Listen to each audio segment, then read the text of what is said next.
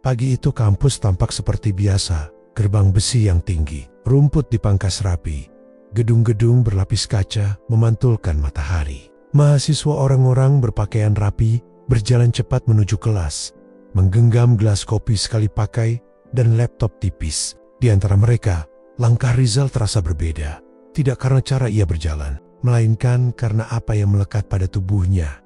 Kemeja yang warnanya sudah pudar, tas kain yang jahitannya terkelupas dan direkatkan dengan lem, serta sepatu lama yang ujungnya mulai terbelah. Tatapan datang dari semua arah. Ada yang pura-pura tak melihat, ada yang menyenggol bahu sambil bergumam, dan ada pula yang tertawa kecil di belakang tangan. Bagi sebagian orang, ia cuma mahasiswa lusuh yang keliru masuk ke kampus elit. Bagi Rizal, hari itu sama seperti hari-hari sebelumnya, ada kuliah, ada tugas, dan ada alasan mengapa ia harus menahan malu di angkasa. Selembar surat pengumuman beasiswa berkedip di memori Rizal, seperti koin yang bersinar. Ia membawa salinan surat itu dalam dompet tipis yang sudah lusuh, tetapi tak pernah menunjukkannya kepada siapapun. Tidak untuk orang-orang di kelas bahasa Inggris yang sering mengomentari pakaiannya. Tidak untuk rekan sekamar kos yang bertanya dari mana ia bisa hidup hemat. Dan tidak pula untuk ibunya yang selalu mengirimkan pesan singkat setiap minggu. Surat itu adalah rahasia yang membuatnya bertahan, tetapi juga beban yang membuatnya enggan menerima belas kasihan. Pagi itu, di ruang kuliah filsafat, ia duduk di bangku kedua. Di depan bangku-bangku berderet, beberapa teman sekelasnya, Hendra, Raka, dan Lina, menyusun komentar satu demi satu seperti sedang menilai pakaian koleksi. Mereka tidak langsung kasar, tapi cukup untuk membuat Rizal merasa kecil. Hendra mencondongkan tubuh ke Raka dan berbisik, "Lihat tasnya itu, kayak dari pasar loak." Suara mereka tidak keras, tapi cukup sampai ke telinga Rizal. Ia membiarkan komentar itu lewat seperti angin. Ia sudah berlatih untuk tidak bereaksi, bukan karena tak sakit, tapi karena ia sudah memilih pertempuran yang berbeda. Saat dosen bertanya tentang konsep yang sulit, Rizal mengangkat tangan. Ia menjawab singkat, tetapi tepat. Beberapa orang di sebelahnya tampak kaget, pakaiannya mungkin lusuh, tetapi pikirannya tajam. Seorang dosen tua, dengan kacamata yang selalu turun di hidung, mengangguk. "Pemikiran yang bagus, Rizal," katanya. Seketika, ada yang berbisik lagi. Kali ini tidak menghina, tetapi mempertanyakan, "Siapa Rizal? Siapa Rizal?" "Kok pinter ya?" Respons semacam itu bukan hal baru. Kadang, penghinaan berubah halus menjadi keheranan. Itu lebih menyakitkan lagi, ketika mereka meremehkan karena penampilan, lalu terkejut ketika ia menunjukkan kapasitas. Rizal biasa merasakan campuran rasa malu dan pelen-pelen tumbuhnya kehendak. Ia tak ingin menjadi simbol bagi gunjingan semata. Ia ingin menjadi alasan orang berhenti menghakimi. Selepas kuliah, di antara kerumunan yang menuju kantin, Lina dengan sengaja menaruh tasnya di samping tas Rizal, lalu menurunkan suara, "Kalau aku nggak mau difoto bareng dia. Nanti jelek banget di Instagram." Sekali lagi, gelak tawa mengikuti. Seorang anak laki-laki lain, yang mungkin lebih muda, menambahkan, "Mending minta tips mix and match dari fashion blogger, bukan ikut dia." Rizal menahan napas. Ada rasa panas di pipinya, tetapi ia tak berdiri dan pergi. Ia membiarkan lidah itu meluncur. Di kantin, ia memesan nasi dengan gorengan murah. Pilihan yang aman bagi dompet. Swat Ea Dudaksari, mahasiswi dari jurusan lain yang sering menatapnya dari jauh, meletakkan satu botol air mineral di meja. "Minum, Rizal, kamu sering lupa bawa," katanya pelan. Tidak ada nada mengasihani, hanya kebaikan yang sederhana. Sari bukan orang yang dipuji-puji, dan ia bukan teman dekat. Ia hanya manusia yang tahu cara melihat dan memberi. Tanpa menilai Swat Ea makan, Rizal berusaha tak menengok ke belakang. Tetapi perasaan ingin membuktikan sesuatu menggelitik, bukan untuk balas dendam, melainkan untuk menghapus kata mungkin dari penilaian orang. Ia ingin melakukan hal-hal yang membuat label lusuh itu tidak relevan lagi. Namun ia tahu keberhasilan bukanlah balasan langsung terhadap hinaan. Itu proses panjang, seperti menanam padi, butuh musim demi musim. Sore harinya, Rizal pergi ke perpustakaan. Di sana ia bekerja sebagai pegawai paruh waktu, menyusun buku, membantu peminjaman, memindai jurnal. Honor kecil itu sangat berarti. Ia menyimpan sebagian besar penghasilannya untuk membeli kebutuhan pokok dan mengirim sedikit ke rumah.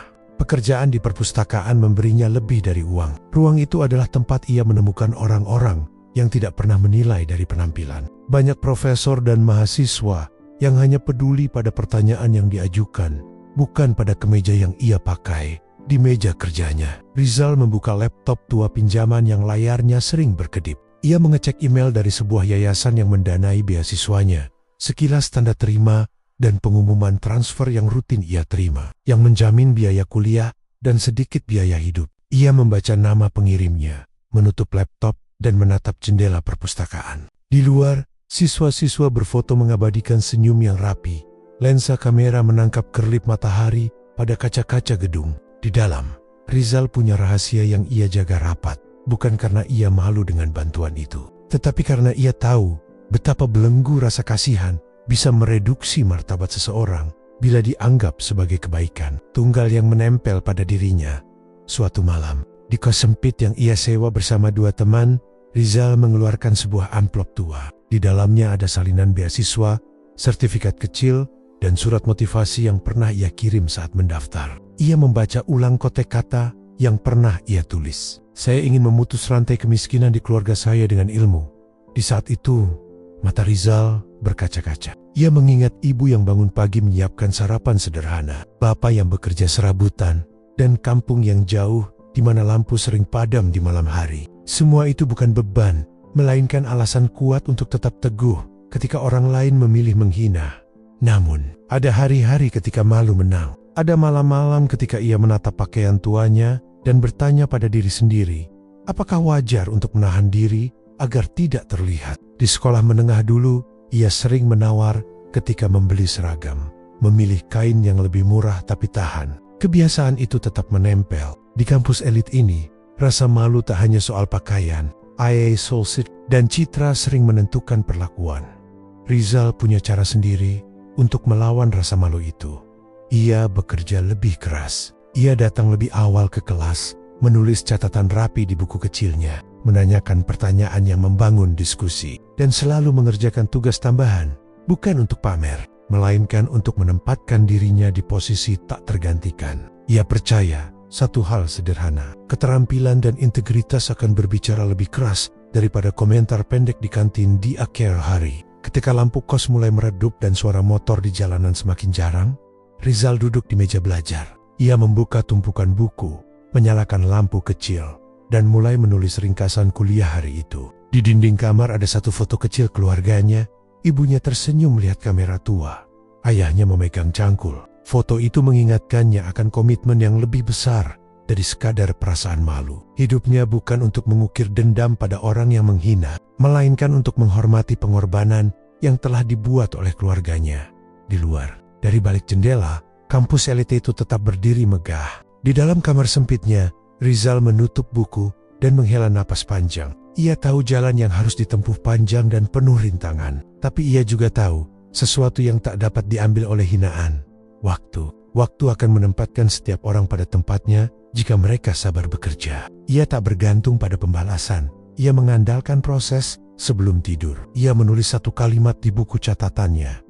Belajar bukan hanya demi ijazah. Belajar demi harga diri yang tak bisa dibeli. Kalimat itu sederhana, tetapi bagi Rizal, ia adalah lentera kecil yang menuntun dalam kegelapan. Di pagi berikutnya, ia akan kembali melangkah di antara gedung-gedung kaca. Tas yang sama, kemeja yang sama, dan senyum yang kali ini bukan tanda kalah, melainkan tanda percaya diri yang dilatih dari hari ke hari. Ini menutup dengan satu hal yang pasti. Hinaan bisa membuat tubuh terasa tipis, tetapi tidak pernah otomatis merobohkan mimpi. Di kampus yang megah itu, di antara tawa dan tatapan menyudut, Rizal menanam benih-benih kerja keras yang suatu hari nanti mungkin akan tumbuh kuat dan menghijau dalam bentuk yang tak pernah terbayangkan oleh mereka yang kini mengejeknya. Pagi masih lembab ketika Rizal melangkah ke halaman kampus. Embun belum sepenuhnya hilang, tetapi kehidupan di kampus elit itu sudah ramai. Mahasiswa-mahasiswa dengan jas alma mater, rapi dan aroma parfum mahal bergegas memasuki gedung. Beberapa menenteng laptop terbaru, sebagian lain sibuk mengambil foto untuk unggahan pagi. Di tengah pemandangan yang penuh cahaya itu, sosok Rizal tetap menonjol bukan karena ia ingin, melainkan karena lusuhnya pakaian dan tas yang nyaris putus sudah menjadi pemandangan yang tak asing. Rizal menunduk sedikit, bukan untuk bersembunyi, tetapi untuk menjaga langkahnya tetap mantap. Dalam hati ia berkata, hari ini aku harus lebih kuat dari kemarin. Di tangannya, buku catatan penuh coretan ide masih setia menemani. Bagi Rizal, buku itu lebih berharga daripada sepatu baru. Setiap halaman adalah bukti bahwa ia masih berada di jalur yang benar. Sekalipun dunia di sekelilingnya tampak menilai dengan mata yang berbeda. Ketegangan di kelas pagi itu, ada kuliah, ekonomi, politik. Dosen yang terkenal tegas, Pak Rinaldi, akan memberikan kuis mendadak. Rizal datang lebih awal, duduk di deretan depan seperti biasa. Beberapa mahasiswa lain masuk sambil bercanda. Beberapa di antaranya melirik cepat ke arahnya. Hendra, yang terkenal sebagai anak orang kaya dan sering memimpin ejekan, datang dengan tawa keras bersama dua temannya. Tasnya belum ganti juga? Jangan-jangan itu barang antik, Zal? Sindir Hendra sambil mengedip ke teman-temannya. Tawa kecil pecah. Rizal menoleh pelan. Bibirnya membentuk senyum tipis. Kalau antik itu berarti langka dan berharga, ya? Terima kasih sudah mengingatkan. Jawabnya tenang. Ucapan itu membuat beberapa orang menahan tawa karena kaget. Hendra terdiam sejenak, tidak menyangka balasan Rizal setenang itu. Tapi sebelum sempat menimpali, Pak Rinaldi masuk dan suasana langsung berubah. Saat kuis dimulai, semua mahasiswa menunduk menulis. Rizal fokus penuh. Baginya, setiap soal adalah kesempatan untuk membuktikan sesuatu bukan kepada orang lain, tetapi kepada dirinya sendiri. Ketika lembar jawaban dikumpulkan, Pak Rinaldi menatap seisi kelas dan berkata, saya akan umumkan nilai minggu depan, tapi saya sudah lihat sekilas. Ada yang nilainya nyaris sempurna, kerja yang luar biasa. Seisi kelas mulai berbisik. Pandangan sebagian mahasiswa secara refleks mengarah ke barisan depan ke arah Rizal. Ia pura-pura tidak tahu, menutup ballpointnya dan merapikan buku catatan. Di dalam hatinya ada percikan hangat, bukti kecil bahwa kerja keras tidak pernah mengkhianati. Momen di perpustakaan sepulang kuliah, Rizal langsung menuju perpustakaan tempat ia bekerja paruh waktu. Gedung perpustakaan itu menjadi rumah keduanya, tempat di mana tidak ada yang peduli pada baju lusuh atau tas robek. Di balik rak-rak tinggi, ia merasa setara dengan siapapun. Sore itu, Sari, mahasiswi jurusan psikologi yang sering ia temui, datang menghampiri. Rambutnya diikat rapi, membawa beberapa buku tebal. Rizal, kamu sibuk banget ya? Selalu di sini, katanya sambil meletakkan buku di meja peminjaman. Rizal tersenyum tipis. Lebih baik sibuk daripada banyak waktu buat mikirin omongan orang, jawabnya. Sari menatapnya beberapa detik. Aku dengar tadi kamu jago jawab kuis Pak Rinaldi. Kamu pintar, Zal. Jangan biarin komentar orang bikin kamu berhenti. Ucapan itu sederhana, tapi bagi Rizal seperti seteguk air dingin di tengah terik. Ia hanya mengangguk, tidak ingin terlalu larut dalam pujian. Ia tahu bahwa ketenangan harus dijaga karena perjalanan masih panjang. Kenangan yang menguatkan malamnya. Setelah bekerja hingga perpustakaan tutup, Rizal kembali ke kosnya yang sederhana. Di meja belajarnya, amplop berisi salinan beasiswa masih tergeletak. Ia menarik napas panjang, lalu mengambil amplop itu. Setiap kali membaca isinya, kenangan tentang kampung halaman muncul. Ia teringat ibunya yang bekerja, membuat kue pesanan tetangga demi membantu biaya hidup. Terbayang ayahnya yang dulu sering mengantar Rizal ke sekolah dengan sepeda tua. Berkata, kalau mau dihargai orang, kamu harus punya ilmu. Biar orang lihat kamu dari pikiranmu, bukan dari baju yang kamu pakai.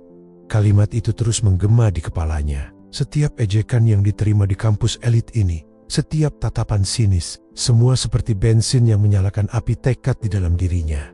Tawaran yang menggoda beberapa hari kemudian, kejadian tak terduga datang. Pak Rinaldi memanggil Rizal seusai kelas. Rizal, saya sudah lihat nilai kuis kamu. Saya juga baca beberapa makalahmu. Ada program penelitian kecil di luar negeri semester depan. Ini memang untuk mahasiswa tingkat akhir. Tapi saya rasa kamu pantas dicoba. Rizal tertegun. Kesempatan ke luar negeri? Itu impian besar. Sesuatu yang terasa jauh dari kehidupannya yang serba pas-pasan. Tapi sebelum ia sempat menjawab, Pak Rinaldi melanjutkan. Tentu saja ada seleksi dan beasiswa. Tapi saya akan menulis rekomendasi kalau kamu mau. Rizal menelan ludah. Terima kasih, Pak. Saya akan mencoba, ucapnya. Suaranya bergetar. Saat keluar dari ruangan dosen, jantungnya berdetak kencang. Ada rasa senang, tapi juga ketakutan. Bagaimana kalau ia gagal? Bagaimana kalau orang lain tahu ia hanya mahasiswa dari keluarga sederhana? Namun di balik semua itu, ada api baru yang menyala. Kesempatan ini bisa menjadi jembatan ke dunia yang lebih luas. Pertarungan batin malam itu. Di kamar kos yang sempit, Rizal menatap langit-langit. Ia memikirkan semua ejekan yang pernah ia terima, semua tatapan merendahkan, dan semua kerja keras yang sudah ia lakukan. Rasa sakit itu berubah menjadi semacam energi yang mendorongnya untuk melangkah lebih jauh. Ia menulis di buku catatannya, orang boleh meremehkan tampilan luar, tapi tidak ada yang bisa meremehkan isi kepala. Baju bisa pudar, tas bisa robek, tapi ilmu akan selalu terlihat. Kalimat itu seperti janji pada dirinya sendiri. Malam itu Rizal tidur dengan mata yang masih menyala. Mata Cicero yang mulai melihat masa depan yang lebih besar dari sekadar kampus elit atau hinaan teman-teman. Cahaya kecil di ujung. Jalan hari-hari berikutnya Rizal semakin sibuk. Ia mempersiapkan proposal penelitian, mengumpulkan referensi, dan meminta bimbingan dari Pak Rinaldi. Sari sesekali membantu mencarikan jurnal, memberi semangat di sela kesibukan. Setiap kali Rizal merasa lelah, ia mengingat kembali kata-kata ayahnya. Orang akan melihat pikiranmu. Di balik semua cemoohan, sebuah kenyataan perlahan terbentuk. Meskipun ia datang ke kampus elit dengan pakaian lusuh dan tas robek, dunia akademik mulai melihat sesuatu yang jauh lebih berharga. Dan, tanpa disadari, mereka yang dulu tertawa pelan mulai memperhatikannya dengan cara yang berbeda, bukan lagi sebagai bahan ejekan, tetapi sebagai seseorang yang mungkin akan melesat jauh, meninggalkan mereka yang hanya sibuk menilai dari luar. Ini berakhir dengan Rizal berdiri di depan jendela perpustakaan yang sudah gelap. Lampu-lampu kota berkedip seperti bintang di kejauhan. Di balik kaca, ia melihat bayangan dirinya sendiri, baju pudar, tas usang, namun sorot mata yang kini penuh keyakinan. Dalam hati ia berbisik, ini baru awal. Aku akan melangkah lebih jauh dari yang mereka bayangkan. Langit kampus pagi itu berwarna biru pucat, sedikit berawan, seolah menahan cahaya matahari agar tidak terlalu panas. Rizal berjalan menembus udara dingin dengan langkah yang sudah menjadi kebiasaannya. Tenang, mantap, dan selalu membawa buku catatan di tangan. Kemeja yang sama masih menempel di tubuhnya dengan warna yang mulai pudar. Tas kain yang sudah berkali-kali dijahit ulang tetap setia di punggung. Di sekelilingnya, mahasiswa lain sibuk dengan dunia masing-masing, beberapa bercanda, sebagian sibuk dengan gawai mahal. Namun kini, ada sesuatu yang berbeda. Tatapan mereka ke arah Rizal tidak lagi sama. Beberapa pasang mata yang dulu hanya mengenalnya sebagai mahasiswa lusuh kini melirik dengan rasa penasaran. Mereka mulai mendengar kabar tentang nilai kuisnya yang sempurna, makalahnya yang dipuji dosen, dan yang paling membuat orang berbisik undangan, seleksi penelitian luar negeri yang ia terima. Nama Rizal mulai bergeser dari bahan ejekan menjadi bahan pembicaraan. Bisik-bisik di koridor di lorong gedung ekonomi. Dua mahasiswa perempuan duduk di bangku sambil memandang Rizal yang lewat. Itu kan Rizal yang katanya dapat rekomendasi Pak Rinaldi? Bisik salah satunya. Iya, yang pinter banget itu. Padahal awalnya kukira mahasiswa biasa-biasa aja, sahut yang lain. Rizal mendengar samar-samar, tapi ia memilih tetap melangkah. Ia tidak ingin terjebak dalam gosip, baik yang merendahkan maupun yang memuji. Ia tahu, pujian bisa menjerat, sama halnya dengan hinaan keduanya bisa membuat orang lupa pada tujuan utama. Di sisi lain, koridor. Hendra berdiri bersandar di dinding, memperhatikan Rizal lewat. Ekspresi wajahnya sulit ditebak, tidak lagi penuh cemoohan, tetapi juga belum bisa disebut ramah. Ada sedikit kerutan di keningnya, seolah ia sedang menimbang sesuatu. Rizal menangkap tatapan itu sekilas, namun hanya mengangguk singkat sebagai bentuk sapaan. Hendra tidak menjawab. Ruang dosen dan sebuah kesempatan siang itu, Rizal dijadwalkan bertemu Pak Rinaldi di ruang dosen untuk membicarakan syarat-syarat pendaftaran program penelitian luar negeri. Di ruangan beraroma kopi itu, Pak Rinaldi membuka map berisi dokumen.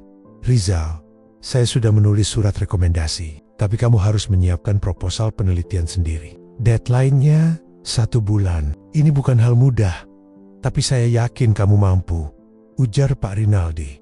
Rizal menelan ludah. Terima kasih banyak Pak, saya akan kerjakan sebaik mungkin. Pak Rinaldi menatapnya lekat-lekat, lalu berkata dengan nada lebih pelan. Saya tahu kamu menempuh jalan yang berat. Tidak semua orang bisa bertahan di lingkungan seperti kampus ini. Jangan biarkan komentar orang lain mengganggu. Fokus pada apa yang bisa kamu buktikan dengan kemampuanmu. Kalimat itu menancap dalam. Rizal mengangguk, merasakan dukungan yang jarang ia terima dari orang selain keluarganya.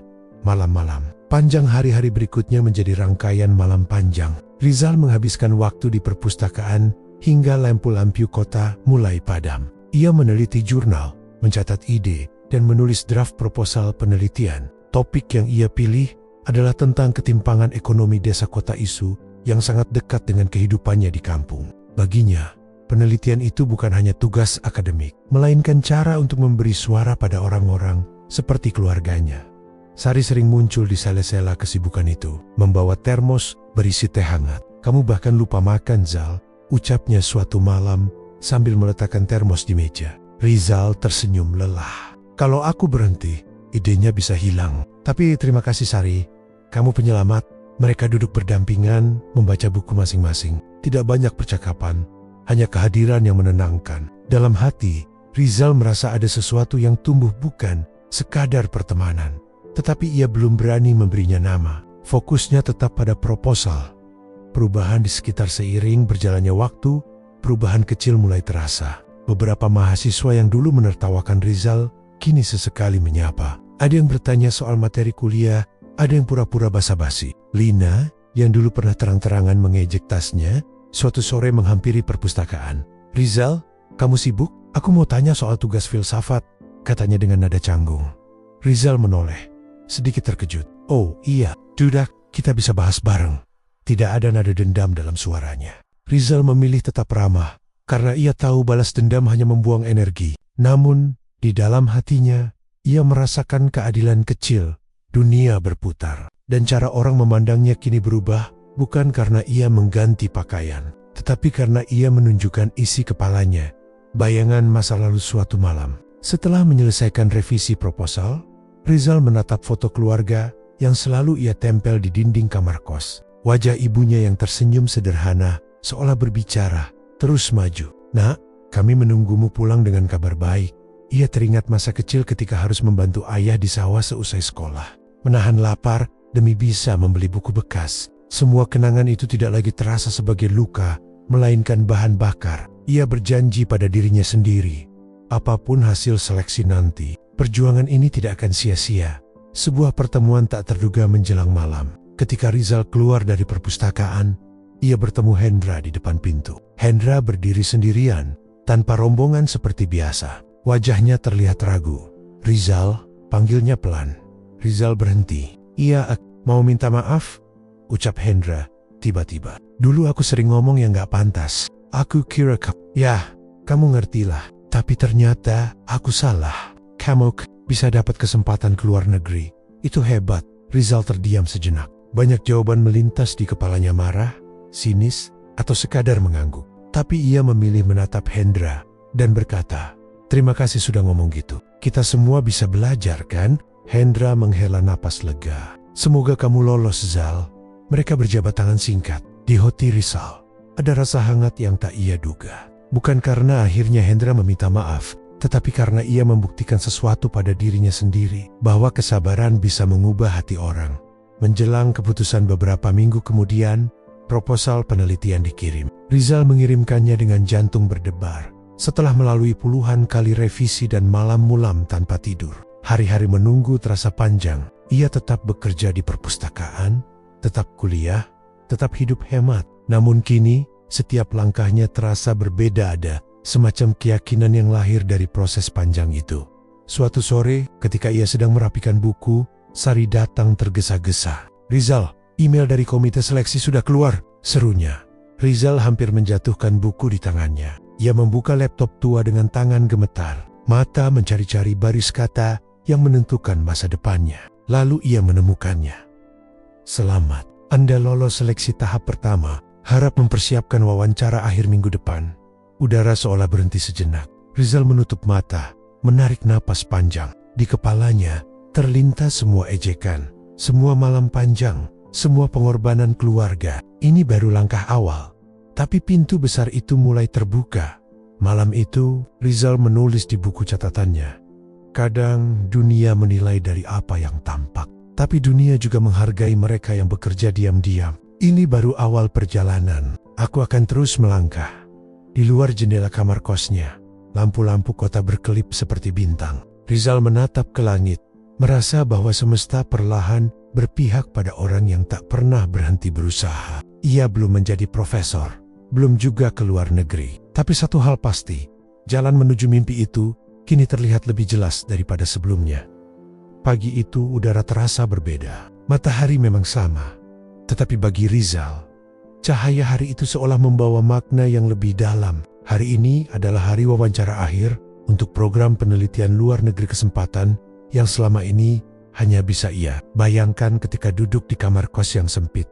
Ia bangun lebih awal dari biasanya. Kemeja pudar yang telah disetrika dengan hati-hati tergantung di gantungan. Sepatu yang mulai menipis bagian solnya, ia lap hingga tampak paling layak. Tas kainnya yang masih dengan jahitan tambalan ia rapikan. Tidak ada pakaian baru, tidak ada aksesori mahal, hanya kerapian dan ketulusan yang bisa ia tunjukkan di cermin kecil yang menempel di dinding kamar kos. Rizal menatap pantulan dirinya. Wajahnya terlihat sedikit pucat karena kurang tidur, tapi mata itu masih menyimpan api tekad. Hari ini bukan tentang baju, pikirnya. Ini tentang siapa diriku sebenarnya. Perjalanan menuju gedung seleksi bus kampus yang ia tumpangi dipenuhi mahasiswa lain. Sebagian besar mengenakan pakaian rapi, parfum wangi, dan wajah penuh percaya diri. Rizal duduk di pojok, memeluk tasnya erat. Di kepalanya, kata-kata ayahnya kembali terngiang. Orang akan melihat pikiranmu, bukan bajumu.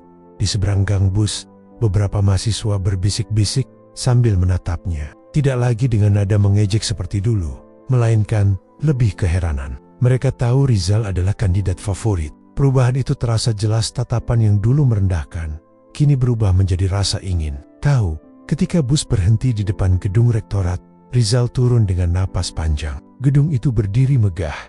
Dindingnya berlapis kaca, memantulkan sinar matahari pagi. Di dalamnya, para juri wawancara sudah menunggu. Di ruang tunggu wawancara penuh dengan kandidat lain. Mereka membawa map rapi, laptop tipis, dan beberapa bahkan mengenakan jas resmi. Rizal duduk di kursi paling ujung, memegang map proposal yang telah direvisi berkali-kali. Di sekitarnya, percakapan pelan terdengar tentang pengalaman magang di luar negeri, seminar internasional, dan organisasi prestisius. Rizal hanya diam, menunduk pada catatan kecil yang ia bawa. Namun, di balik ketenangannya, jantungnya berdegup kencang. Tiba-tiba Sari muncul, entah dari mana. Ia mengenakan blus sederhana, membawa sebotol air mineral. "Zal," bisiknya, "aku gak bisa lama, tapi aku mau kasih semangat. Kamu pasti bisa." Rizal menatapnya dan tersenyum kecil. "Terima kasih Sari, doain aja." Kehadiran Sari, walau sebentar, seperti memberi energi baru. Setelah Sari pergi, Rizal menutup matanya sebentar, menarik napas dalam-dalam, dan mengulang kalimat yang selama ini menjadi mantranya. Ilmu lebih penting dari penampilan. Fokus pada isi, bukan kulit. Pertemuan dengan para juri ketika namanya dipanggil. Rizal berdiri dengan kaki sedikit gemetar. Ia masuk ke ruang wawancara yang sejuk. Dindingnya dihiasi bendera universitas mitra dari berbagai negara. Di hadapannya duduk 3 orang juri, seorang profesor senior, seorang perwakilan lembaga beasiswa, dan seorang alumni yang pernah mengikuti program yang sama. "Selamat pagi, Rizal," sapa salah satu juri dengan ramah. "Selamat pagi," jawabnya sambil menunduk sopan. Wawancara dimulai. Pertanyaan-pertanyaan yang diajukan tidak mudah. "Apa yang memotivasi kamu memilih topik ketimpangan ekonomi desa kota? Bagaimana rencana penelitian ini bisa memberikan dampak nyata? Apa yang akan kamu lakukan jika penelitianmu tidak berjalan sesuai rencana?" Rizal menjawab satu persatu dengan tenang. Ia menceritakan latar belakang keluarganya di desa, pengalaman melihat ketimpangan secara langsung, dan keinginannya agar kebijakan ekonomi bisa lebih berpihak pada masyarakat kecil. Ia tidak mencoba terdengar hebat, hanya jujur dan jelas. Profesor senior itu mengangguk pelan. "Kamu berbicara dengan data, tapi juga dengan hati. Itu jarang kami temui." Kalimat itu membuat Rizal semakin percaya diri. Ia menyadari bahwa kejujuran dan pengalaman nyata adalah kekuatannya, sesuatu yang tidak bisa ditiru oleh pakaian mahal atau prestasi kosong. Hendra yang mengejutkan selesai wawancara. Rizal keluar dari ruangan dengan langkah ringan. Di luar, ia terkejut melihat Hendra berdiri menunggu. Hendra mengenakan kemeja rapi, tapi wajahnya tampak canggung. "Zal," sapa Hendra pelan. "Hendra, kamu ikut wawancara juga?" Tanya Rizal. Iya, jawab Hendra, sedikit tertawa kaku. Tapi jujur, aku gak yakin, proposalku biasa aja. Mereka berdiri sejenak dalam diam. Hendra kemudian menambahkan, aku mau bilang sekali lagi, kamu keren Zal. Waktu awal kuliah aku bodoh banget, cuma lihat orang dari luar. Tapi kamu buktiin kalau kita harus lihat lebih dalam. Rizal menepuk bahu Hendra. Nggak ada kata terlambat buat belajar. Hen, semoga kita berdua dapat hasil terbaik. Percakapan singkat itu terasa seperti bab kecil dari perjalanan panjang. Bukti bahwa kesabaran bisa mengubah musuh menjadi kawan. Kabar dari rumah malamnya. Setelah pulang ke kos, Rizal mendapat telepon dari ibunya di kampung. Suara ibunya terdengar bergetar, namun penuh semangat. Zal, tetangga pada cerita kamu masuk seleksi beasiswa ke luar negeri. Ibu bangga sekali. Rizal terdiam sejenak, menahan emosi. Ia menceritakan proses wawancara tadi, bagaimana para juri mendengarkan dengan penuh perhatian. Ibunya menutup percakapan dengan kalimat yang membuat Rizal menahan air mata. Apapun hasilnya, kamu sudah menang nak, kamu sudah berjuang sejauh ini. Setelah menutup telepon, Rizal duduk lama di tepi ranjang. Kata-kata ibunya menjadi pelipur lara, menenangkan ketegangan yang masih tersisa. Hari pengumuman beberapa hari kemudian, pengumuman resmi dikirim lewat email. Pagi itu Rizal membuka laptop tuanya dengan tangan bergetar. Di layar, muncul pesan dengan logo lembaga beasiswa. Selamat, Anda dinyatakan lolos sebagai penerima beasiswa program penelitian luar negeri untuk beberapa detik. Rizal hanya menatap layar tanpa suara. Dunia seolah berhenti. Lalu senyum perlahan merekah di wajahnya. Semua malam tanpa tidur, semua ejekan yang dulu ia telan. Semua kerja keras yang ia lakukan semuanya terbayar pada momen itu. Ia menunduk, menghela napas panjang, lalu berbisik pada dirinya sendiri. Ini bukan akhir, ini baru permulaan. Reaksi kampus kabar kelolosan Rizal menyebar cepat di kampus. Grup chat kelas dipenuhi ucapan selamat. Mahasiswa yang dulu menertawakannya, kini menulis pesan penuh kekaguman. Bahkan dosen-dosen lain yang belum mengenalnya secara dekat, memberikan pujian. Di kantin, beberapa mahasiswa mendekatinya. Rizal, kami bangga banget sama kamu, kata salah seorang. Rizal hanya tersenyum, menanggapi dengan rendah hati. Terima kasih. Ini hasil doa banyak orang, bukan hanya usaha saya. Di sudut kantin, Hendra menatapnya sambil mengangkat jempol, memberi isyarat hormat tanpa kata. Rizal membalas dengan anggukan kecil. Tidak perlu banyak bicara. Mereka berdua tahu perjalanan mereka masing-masing. Malam renungan malam itu, Rizal kembali duduk di kamar kosnya yang sederhana. Di meja, amplop beasiswa lama dan email pengumuman baru tergeletak berdampingan dua tanda perjalanan panjang dari kampung miskin ke pintu dunia internasional. Ia menulis di buku catatannya, hari ini aku membuktikan bahwa mimpi tidak mengenal harga pakaian. Orang bisa menilai dari luar, tapi kerja keras akan bicara dengan cara yang lebih keras. Ia menatap foto keluarga yang menempel di dinding, lalu berbisik pelan, Ibu, Ayah, kita sudah melangkah sejauh ini. Ini baru awal untuk mimpi yang lebih besar. Di luar jendela, lampu-lampu kota berkelip seperti bintang. Malam terasa lebih hangat. Seolah semesta ikut merayakan kemenangan kecil seorang mahasiswa lusuh yang dayam-dayam menyalakan cahaya di dunia yang pernah meremehkannya. Pagi itu udara Jakarta terasa lengket oleh kelembapan tropis. Bandara Internasional Soekarno-Hatta dipenuhi orang-orang dengan koper besar, suara pengumuman penerbangan, dan aroma campuran kopi serta parfum mahal. Di antara keramaian itu, Rizal berdiri dengan tas punggung yang sudah akrab dengan tambalan, ditemani satu koper sedang pinjaman dari tetangga di kampung. Ia mengenakan kemeja biru muda yang disetrika rapi, celana panjang sederhana, dan sepatu yang sudah sering menemaninya melewati jalan-jalan kampus. Hari itu, mimpi yang selama ini hanya tertulis di buku catatannya, akhirnya menjadi kenyataan. Keberangkatan ke negara tujuan program penelitian, sebuah kesempatan yang dulu bahkan tak pernah berani ia sebutkan dengan lantang.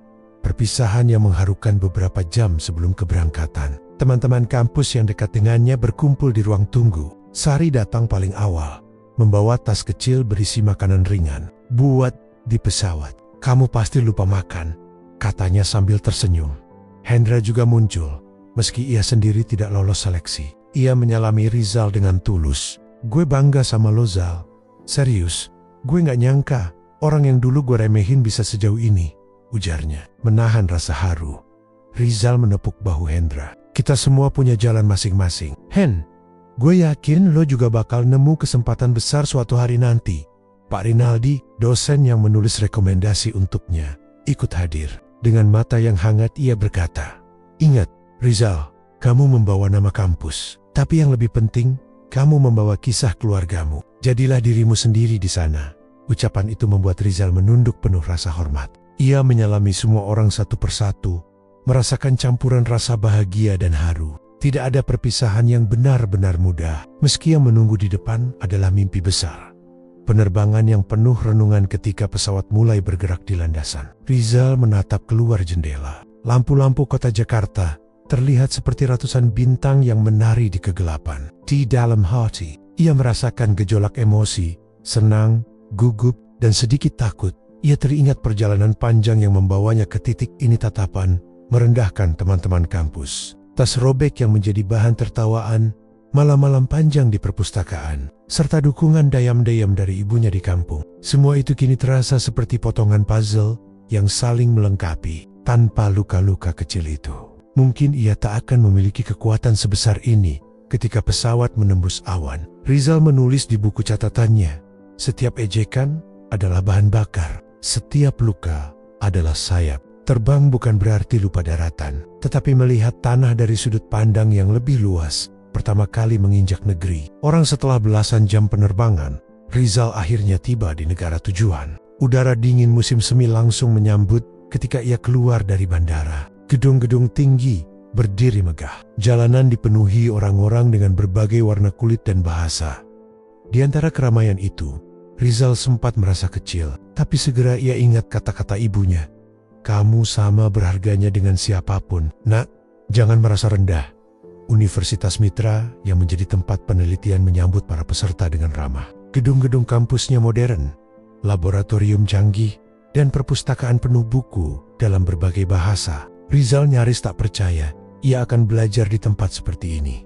Meski fasilitas serba mewah, Rizal tetap hidup sederhana. Ia memilih kamar asrama paling murah, memasak sendiri dengan bahan yang hemat, dan mengutamakan risetnya. Kemewahan bukanlah tujuan yang ia kejar, adalah ilmu dan pengalaman. Tantangan, baru hari-hari pertama di negeri orang, tidak selalu mudah. Bahasa menjadi tantangan, meski Rizal cukup fasih berbahasa Inggris. Aksen dan istilah teknis sering membuatnya harus mendengarkan 2 kali. Cuaca dingin juga membuat tubuhnya mudah lelah. Namun, semangat meneliti membuat semua rintangan itu terasa ringan. Di laboratorium, Rizal bertemu peserta lain dari berbagai negara. Jepang, Kanada, Jerman, dan Afrika Selatan. Awalnya, mereka sedikit heran melihat penampilan Rizal yang sederhana. Namun, saat diskusi dimulai, semua keheranan itu sirna. Rizal berbicara dengan penuh data, analisis tajam, dan ide-ide segar. Profesor pembimbingnya, Dr. Williams, bahkan memuji hasil riset awalnya. "You have a perspective that is rare. Your understanding of rural economy is extraordinary," katanya. Rizal hanya menunduk malu, tapi di dalam hatinya, kebanggaan mekar perlahan. Surat dari kampung suatu sore. Setelah seharian mengolah data, Rizal membuka email dari ibunya. Di dalamnya hanya ada beberapa kalimat sederhana. "Nak, sawah di belakang rumah mulai menghijau lagi. Ibu selalu berdoa kamu sehat dan bisa belajar dengan baik. Jangan lupa makan dan jaga badan. Kami semua bangga padamu." Mata Rizal berkoke-koka membaca pesan itu. Jarak ribuan kilometer seolah menyusut menjadi hanya sejengkal. Ia membalas dengan cerita singkat tentang penelitian dan lingkungan barunya. Menambahkan foto kampus agar ibunya bisa ikut merasakan kebahagiaan. Mengajar di negeri orang beberapa minggu kemudian. Dr. Williams meminta Rizal menjadi asisten untuk kelas seminar internasional. Tugasnya sederhana, membantu mahasiswa lain memahami topik ekonomi desa kota di Asia Tenggara. Awalnya Rizal ragu, tapi Dr. Williams meyakinkannya. Ketika berdiri di depan kelas berisi mahasiswa dari berbagai negara, Rizal sempat merasa gugup. Namun, begitu mulai menjelaskan, ia menemukan ritmenya. Semua mata tertuju padanya, mendengarkan setiap kata dengan serius. Setelah sesi selesai, seorang mahasiswa Kanada mendekatinya. "Your presentation was inspiring. I never realized rural development could be so complex," ujarnya kagum. Rizal tersenyum. Di dalam hati, ia teringat ejekan di kampusnya dulu bagaimana Tuan Men menertawakan tas robeknya. Kini, ia berdiri di podium internasional, dihormati bukan karena pakaian, tetapi karena pikirannya, sebuah kejutan dari rumah menjelang akhir program penelitian. Rizal menerima kabar yang membuatnya hampir tak percaya. Universitas di negara itu menawarkan posisi Research Fellow peneliti muda setelah ia lulus nanti. Tawaran itu datang karena hasil risetnya dianggap brilian dan berdampak nyata. Rizal menatap email itu lama. Tawaran ini bukan hanya pekerjaan, tetapi pintu menuju masa depan yang lebih luas. Namun ia juga tahu, keputusan ini berarti ia mungkin harus tinggal lebih lama jauh dari keluarga. Ia menulis di buku catatannya, mimpi semakin besar, tapi rumah tetap menjadi arah. Aku akan terbang setinggi mungkin, tapi tidak akan lupa jalan pulang. Malam penuh syukur pada malam terakhir sebelum kembali ke Indonesia untuk menyelesaikan kuliahnya. Rizal berdiri di balkon asrama. Lampu-lampu kota asing berkelip di kejauhan. Ia memejamkan mata, mengingat perjalanan dari kampung miskin ke kampus elit, dari ejekan ke penghargaan. Ia berbisik pada dirinya sendiri. Semua ini bukan kebetulan. Ini hasil kerja keras, doa ibu, dan keberanian untuk tetap jadi diri sendiri.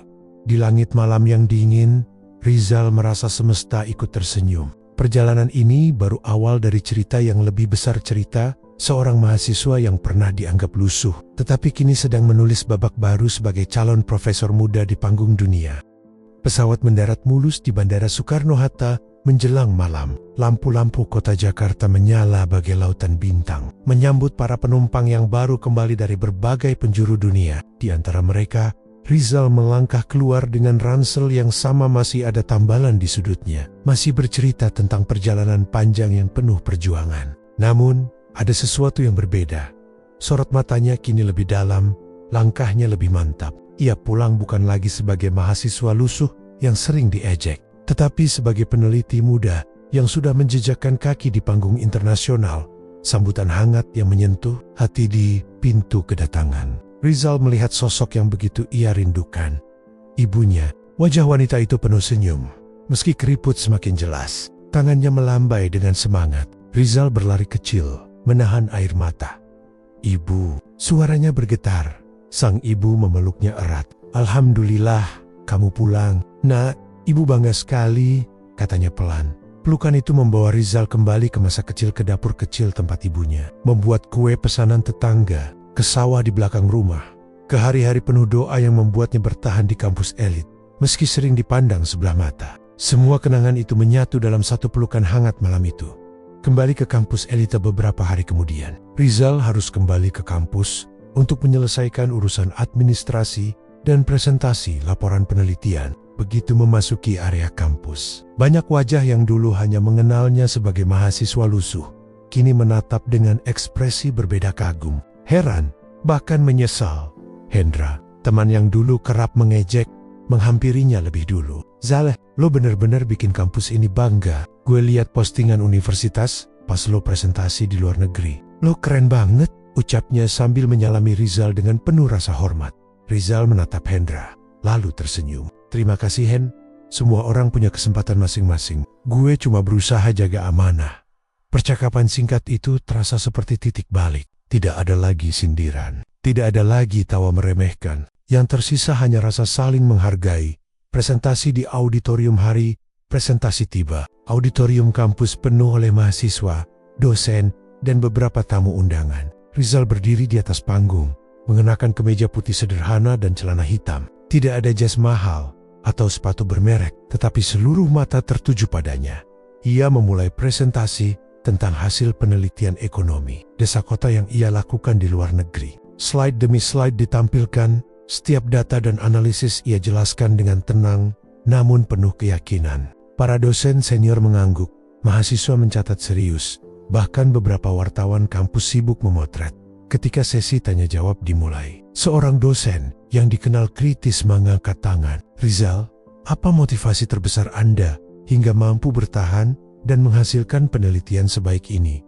Meskipun kita tahu latar belakang Anda bukan dari keluarga berada. Rizal menatap audiens sejenak sebelum menjawab. Suaranya terdengar jernih. Saya hanya ingin membuktikan bahwa ilmu tidak mengenal status. Saya ingin menunjukkan bahwa keterbatasan ekonomi bukan alasan untuk berhenti bermimpi. Semua orang punya hak untuk terbang. sejauh mungkin. Selama mereka mau berusaha, ruangan hening sejenak, kemudian disambut tepuk tangan panjang. Bagi Rizal, tepuk tangan itu bukan sekadar pujian, melainkan pengakuan bahwa perjuangan panjangnya akhirnya dipahami. Undangan yang mengejutkan usai presentasi. Pak Rinaldi mendekatinya. Rizal, saya baru dapat kabar. Pihak universitas luar negeri tempat kamu riset ingin menjadikanmu dosen tamu sekaligus peneliti tetap setelah lulus. Mereka sudah kirimkan surat resmi ke rektorat. Rizal terdiam, hatinya berdebar. Ia memang mendapat tawaran sebagai research fellow sebelumnya, tetapi mendengar langsung bahwa kampusnya mendukung penuh, membuat perasaan itu semakin nyata. Pak Rinaldi menepuk bahunya. Kamu sudah membuat kami semua bangga. Jalanmu masih panjang, tapi kamu sudah melangkah lebih jauh dari yang banyak orang bayangkan. Pertemuan yang penuh pelajaran sore harinya. Rizal duduk di bangku taman kampus, tempat ia dulu sering menyendiri saat diejek. Di sana, Sari datang menghampiri dengan 2 gelas kopi hangat. Aku ingat dulu kita sering duduk di sini pas kamu lagi capek atau habis diejek, kata Sari sambil menyerahkan kopi. Rizal tertawa kecil. Iya, bangku ini saksi perjuangan kita. Dulu rasanya dunia sempit banget. Sekarang rasanya luas sekali. Sari menatapnya dengan kagum. Kamu berhasil karena nggak pernah berhenti percaya. Itu yang paling keren dari kamu. Rizal menghela napas, menatap langit yang mulai berubah oranye. Aku belajar kalau yang penting itu bukan seberapa cepat kita sampai, tapi seberapa kuat kita bertahan. Semua ejekan, semua luka justru jadi bahan bakar. Kembali ke kampung halaman setelah urusan kampus selesai, Rizal memutuskan pulang ke kampung. Desa kecil itu menyambutnya dengan bau tanah basah dan kicauan burung sore. Tetangga-tetangga datang menyalami. Beberapa bahkan meneteskan air mata bangga. Anak-anak kecil berlarian, memanggil namanya. Rizal berdiri di depan rumah sederhana, memandang sawah yang menghijau di kejauhan. Ia mengingat semua perjalanan, dari kamar kos sempit, tas robek yang selalu jadi bahan ejekan, hingga laboratorium canggih di negeri asing. Semuanya terasa seperti mimpi yang aneh. Perjalanan yang dulu tampak mustahil kini menjadi kenyataan. Di malam yang sunyi, Rizal duduk bersama ibunya di teras rumah. Angin membawa aroma padi muda. Ibu dulu sering khawatir kamu gak kuat, kata ibunya lirih. Tapi ternyata kamu jauh lebih kuat dari yang ibu bayangkan. Rizal menatap wajah ibunya yang teduh. Semua ini karena doa ibu. Kalau tidak ada doa itu, mungkin Rizal sudah menyerah sejak lama. Mereka berdua terdiam, menikmati keheningan malam. Tidak ada kata yang cukup untuk menggambarkan rasa syukur. Pesan untuk diri sendiri beberapa hari kemudian. Sebelum kembali ke kota untuk mempersiapkan keberangkatan sebagai peneliti muda, Rizal menulis lagi di buku catatannya buku yang sudah menemaninya sejak awal. Perjalanan ini mengajarkan bahwa kesederhanaan bukan penghalang tapi kekuatan. Dunia mungkin akan menilai dari baju, dari tas, dari sepatu, tapi pada akhirnya yang berbicara adalah pikiran, hati, dan ketekunan. Jangan pernah takut terlihat kecil. Kadang, yang terlihat kecil itulah yang diam-diam menyiapkan lompatan terbesar. Ia menutup buku itu dengan senyum. Babak baru telah menantinya. Dunia akademik internasional, kesempatan menjadi profesor muda, dan mimpi yang semakin besar. Namun di dalam hatinya, ia tahu satu hal pasti tak peduli sejauh apa ia terbang. Akar perjuangan itu akan selalu berada di kampung kecil, tempat ia pertama kali belajar arti sabar dan keteguhan. Cahaya di ujung jalan di pagi. Terakhir sebelum keberangkatan, Rizal berdiri di pematang sawah. Matahari terbit perlahan, menyinari wajahnya yang penuh harapan. Ia menghirup udara desa dalam-dalam, merasakan ketenangan yang tak bisa dibeli oleh gemerlap kota. Ini bukan akhir, bisiknya pada diri sendiri. Ini awal dari perjalanan yang lebih besar. Dengan langkah mantap, ia kembali ke rumah. Dunia menantinya dan kali ini, ia siap. Bukan lagi sebagai mahasiswa lusuh, melainkan sebagai pemuda yang telah mengubah luka menjadi sayap untuk terbang setinggi mungkin. Mentari pagi menembus jendela kamar kecil di kampung, menandai awal hari baru bagi Rizal. Burung-burung berkicau di pepohonan. Aroma tanah basah setelah semalam diguyur hujan memenuhi udara. Di meja kayu sederhana, koper dan ransel usangnya sudah siap. Hari itu adalah hari keberangkatannya kembali ke luar negeri. Kali ini bukan hanya untuk riset singkat, tetapi untuk menapaki karier barunya sebagai peneliti tetap sekaligus calon profesor muda di universitas ternama. Rizal duduk sejenak di kursi bambu, menatap buku catatan lusuh yang sejak awal menemani perjalanannya. Di dalamnya ada catatan mimpi, doa, rencana, dan juga goresan kesedihan yang dulu sering ia tulis ketika diejek teman-teman kampus. Buku itu seperti cermin perjalanan hidupnya, penuh bekas lipatan, tapi menyimpan cerita yang tak ternilai. Perpisahan di kampung Ibu Rizal berdiri di ambang pintu, mengenakan kebaya sederhana. Matanya berkokek-koka, namun bibirnya tersenyum hangat. "Nak, hati-hati di perjalanan. Jangan lupa salat, jangan lupa makan. Di negeri orang, ingat kampung halaman." Pesannya pelan. Rizal menggenggam tangan ibunya erat. "Ibu, tenang saja." Doa ibu yang akan jadi bekal terbesar buat Rizal. Beberapa tetangga datang mengantar. Anak-anak kecil berlari sambil memanggil namanya orang-orang dewasa, menyalami sambil menyelipkan doa. Bagi mereka, keberangkatan Rizal bukan hanya kepergian seorang pemuda, tapi juga bukti bahwa desa kecil mereka bisa melahirkan seseorang yang dihormati dunia ketika mobil yang menjemputnya melaju meninggalkan jalan desa. Rizal menoleh ke belakang. Sawah hijau dan rame-rame sederhana perlahan mengecil di kejauhan. Di balik senyum perpisahan, ada rasa hangat yang menegaskan satu hal. Meski akan pergi jauh, akar perjuangan tetap tertanam di tanah tempat ia lahir. Kembali ke kampus elit, sebuah kejutan sebelum benar-benar terbang ke luar negeri. Rizal singgah lagi ke kampus elit, tempat semua kisah ini dimulai. Universitas mengundangnya untuk menjadi pembicara tamu dalam seminar motivasi bagi mahasiswa baru. Auditorium megah itu terasa berbeda, kini bukan lagi ruang yang membuatnya canggung, melainkan panggung yang menyambutnya sebagai tamu kehormatan.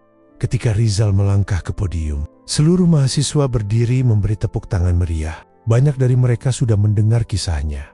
Mahasiswa sederhana yang dulu sering diejek karena tas robek, kini menjadi peneliti muda yang dikagumi dunia. Di barisan depan, Rizal melihat wajah-wajah yang tak asing, Hendra dan beberapa teman lama. Mereka tersenyum bangga, tanpa jejak ejekan seperti dulu. Hendra bahkan melambaikan tangan, matanya berbinar. Setelah acara selesai, ia menghampiri Rizal. "Gue masih inget banget waktu dulu suka ngeledekin tas lo," kata Hendra dengan nada menyesal. "Gue minta maaf ya, lo udah buktiin ke semua orang kalau isi kepala jauh lebih penting dari penampilan." Rizal menepuk bahu Hendra sambil tersenyum. "Gak apa-apa Hen, ejekan lo dulu malah bikin gue makin semangat. Terima kasih, karena tanpa itu mungkin gue gak akan sekuat sekarang." Hendra tertawa kecil, menahan rasa haru. "Lo orang baik Zal, semoga sukses di luar sana." Percakapan singkat itu menutup lingkaran masa lalu. Tidak ada lagi dendam, hanya pelajaran tentang bagaimana waktu bisa mengubah pandangan manusia. Malam penuh kenangan malam sebelum penerbangannya. Rizal menginap di kos lama yang masih ia sewa untuk sementara. Kamar kecil itu tidak banyak berubah. Dinding putih yang mulai kusam, meja belajar dengan bekas goresan, dan rak buku sederhana yang pernah menjadi saksi perjuangan tanpa henti. Ia duduk di kursi, membuka kembali buku catatannya. Halaman pertama berisi catatan lama yang pernah ia tulis ketika hatinya paling rapuh.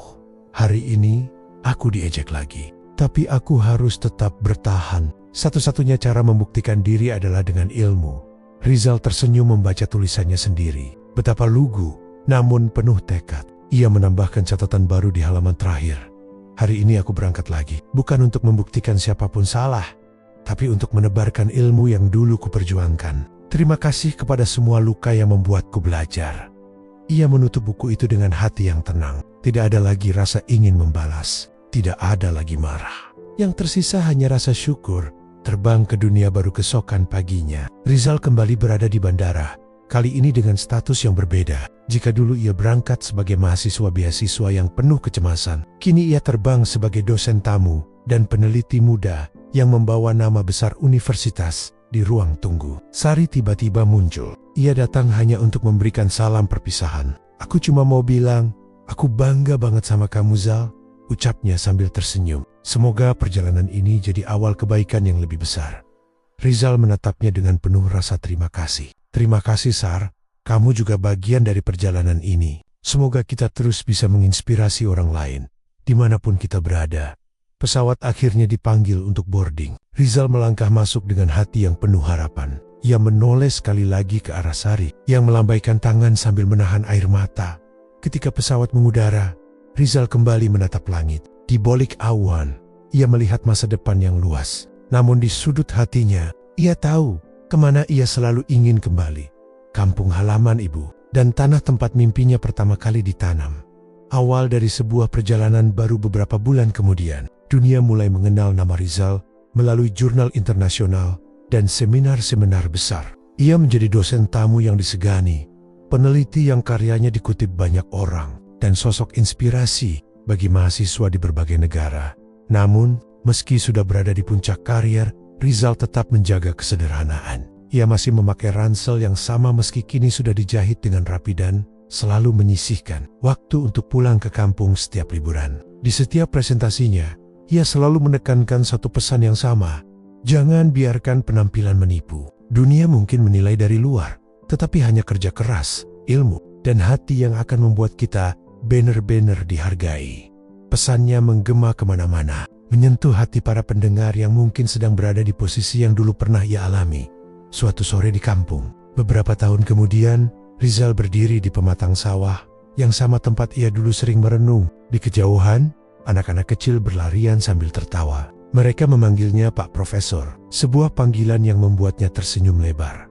Ia menatap langit yang perlahan berubah warna keemasan. Di sana, burung-burung terbang pulang ke sarang. Rizal menutup mata, merasakan semilir angin dan aroma padi. Dalam hati ia berbisik pelan.